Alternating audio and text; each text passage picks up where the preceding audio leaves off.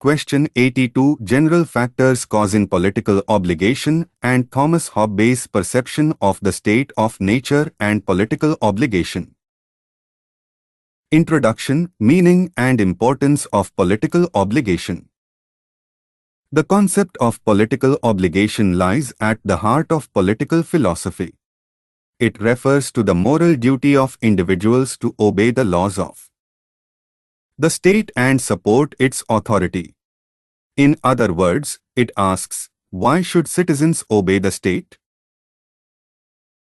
Every organized society needs obedience to ensure order, justice, and peace. Without some degree of political obligation, laws would lose their binding force, and society would descend into chaos. Philosophers from Hobbes to Locke, Rousseau, and Hegel have sought to explain why people should submit to political authority and under what moral grounds. Political obligation thus represents the bridge between individual freedom and social authority, explaining how obedience becomes a duty rather than mere compulsion. 1. General factors causing political obligation. There is not one single cause of political obligation, rather, it arises from a combination of moral, social, and practical factors that make citizens recognize the legitimacy of the state and accept its authority. I. Natural instinct for order and security. Human beings naturally seek peace, stability, and protection from violence and chaos. The state provides law, order, and security, making obedience a rational necessity. Example: people obey traffic laws not out of fear but because they ensure safety for all. Thus, political obligation emerges from a natural human desire for a peaceful and secure existence. 2. Moral duty and social conscience. Citizens obey laws because they see the state as a moral institution serving the common good. Obedience becomes a matter of ethical responsibility, not mere legal compulsion. When laws are just and promote collective welfare, citizens feel a moral duty to obey them as a part of civic virtue. Example: paying taxes or respecting environmental regulations becomes an ethical contribution to public welfare. 3. Consent of the governed. According to the social contract tradition, Locke, Rousseau, political obligation arises because individuals have consented, either explicitly or tacitly, to live under the laws of the state. By enjoying the benefits of citizenship, security, infrastructure, rights, individuals accept the moral duty to obey the laws that make such benefits possible.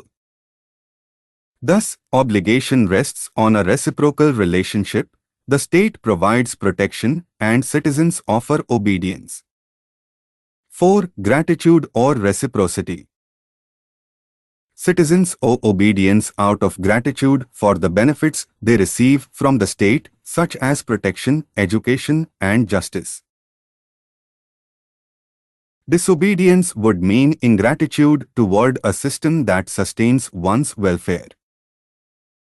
Example: just as a child owes respect to parents who nurture them, individuals owe loyalty to the state that enables their security and freedom. Common good and social cooperation. Obedience is essential for collective welfare. Laws enable social cooperation, the foundation of civilization.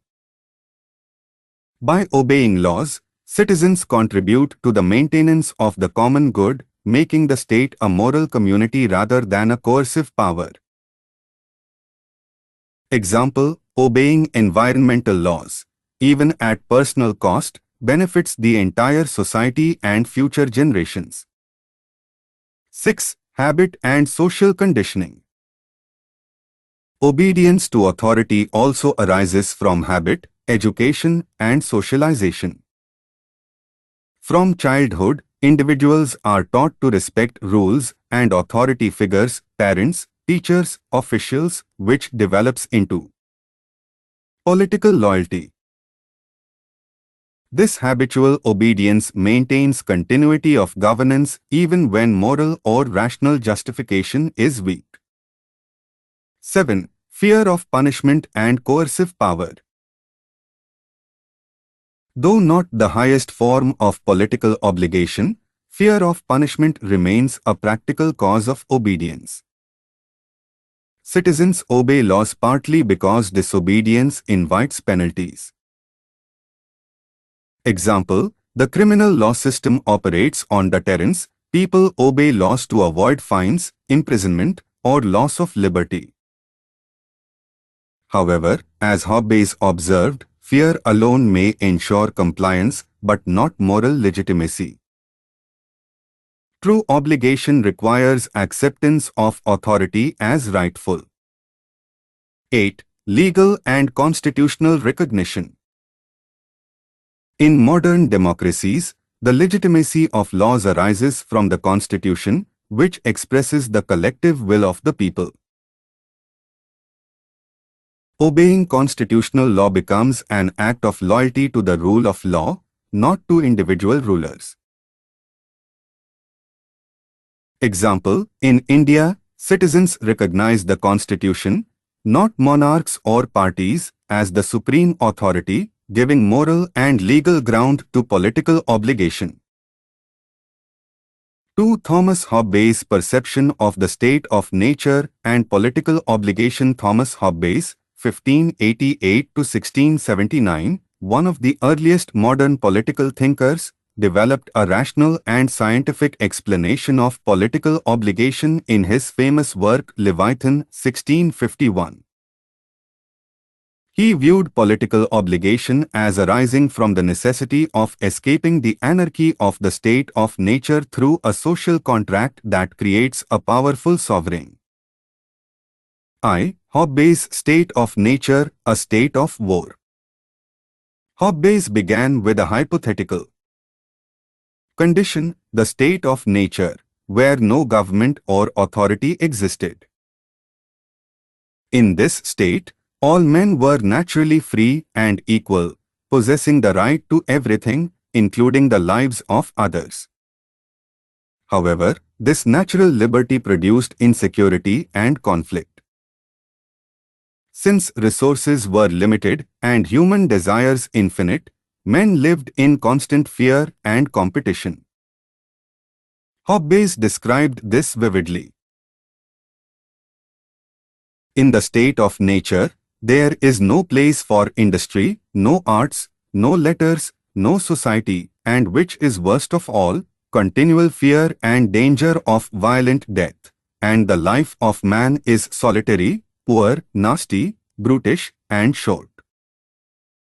Thus, the state of nature was not a paradise of freedom, but a condition of perpetual war of every man against every man, bellum omnium contra arms.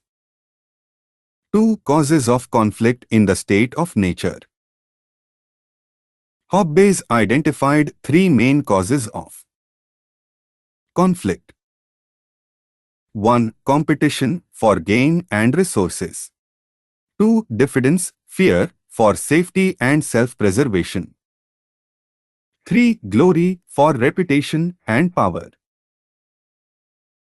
In such a condition, there was no justice or injustice, because without a common authority, there was no law.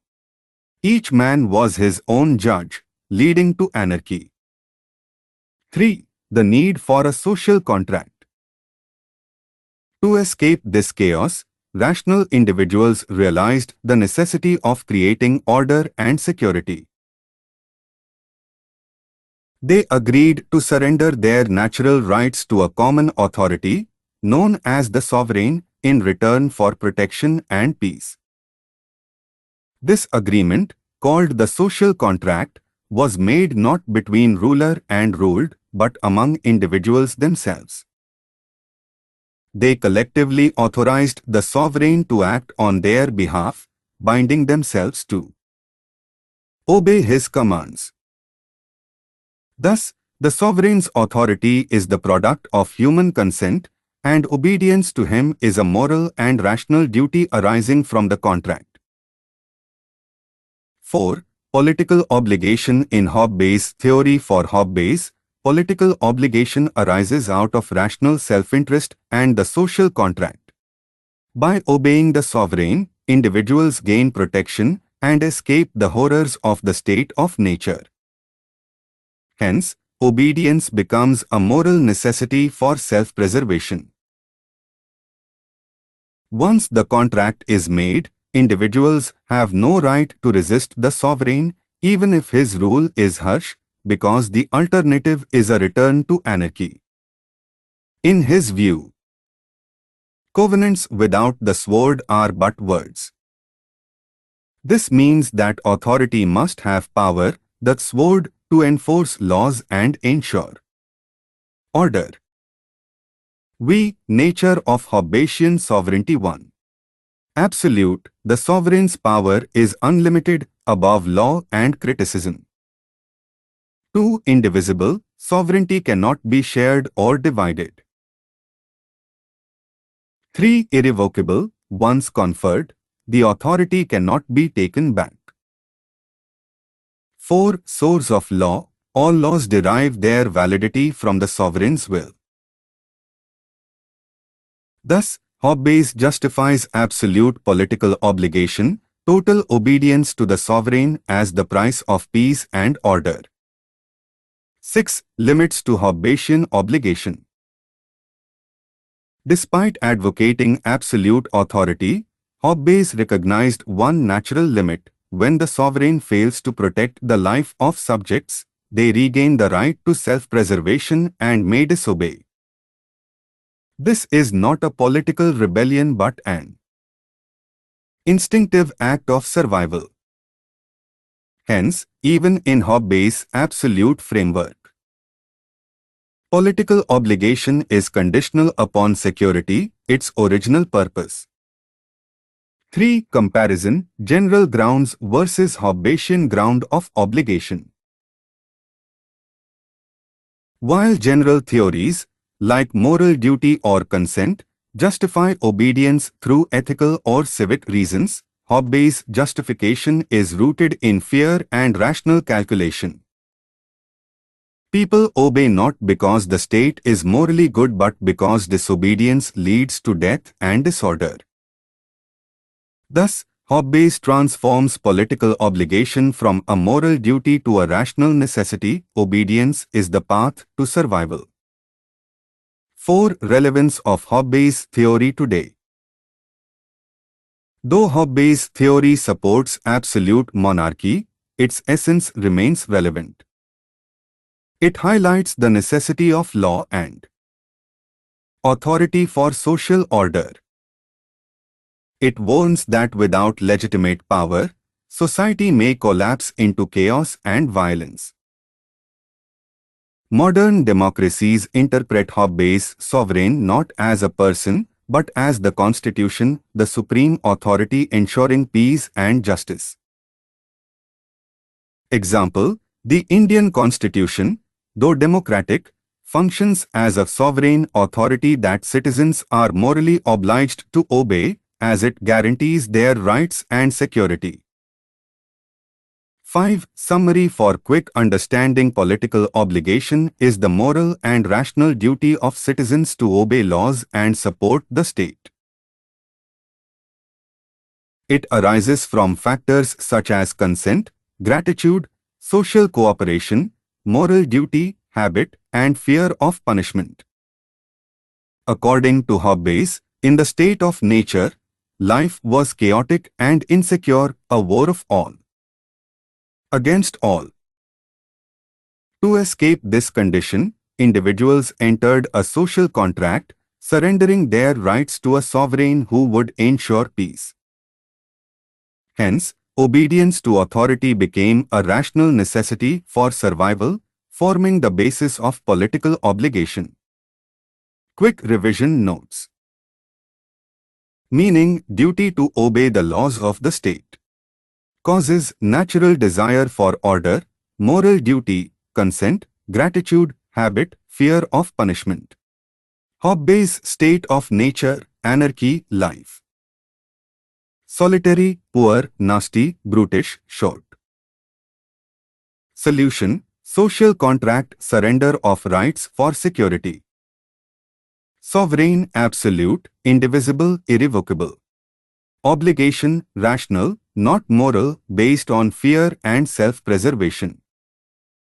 Limit, when the sovereign fails to protect life. Modern relevance, constitution as the legitimate sovereign in democracies. One-line questions and answers for revision. 1. What is political obligation? The duty of citizens to obey the laws of the state. 2. Which philosopher justified political obligation on grounds of fear and security? Thomas Hobbes. 3. What was life like in Hobbes' state of nature? Solitary, poor, nasty, brutish, and short. 4. What creates political obligation? According to Hobbes, the social contract. 5. What is the nature of Hobbesian sovereignty? Absolute and indivisible. 6. What is the moral basis of general political obligation? Duty, consent, and social cooperation. 7. What limits Hobbes' obligation? Failure of the sovereign to ensure safety. 8. What is the purpose of political obligation in Hobbes' theory? Preservation of peace and life. 9. Which book did Hobbes explain his theory in?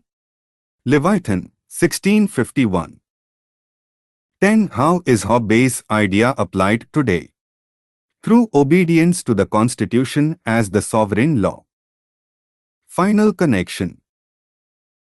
Political obligation emerges wherever individual freedom meets collective order. For Hobbes, this obligation is born out of fear and rational necessity, a pact to escape chaos. For modern democracies, it is sustained by moral consent, constitutional legitimacy, and the pursuit of justice. In both cases, the essence remains the same. Without obedience to lawful authority, freedom itself cannot survive.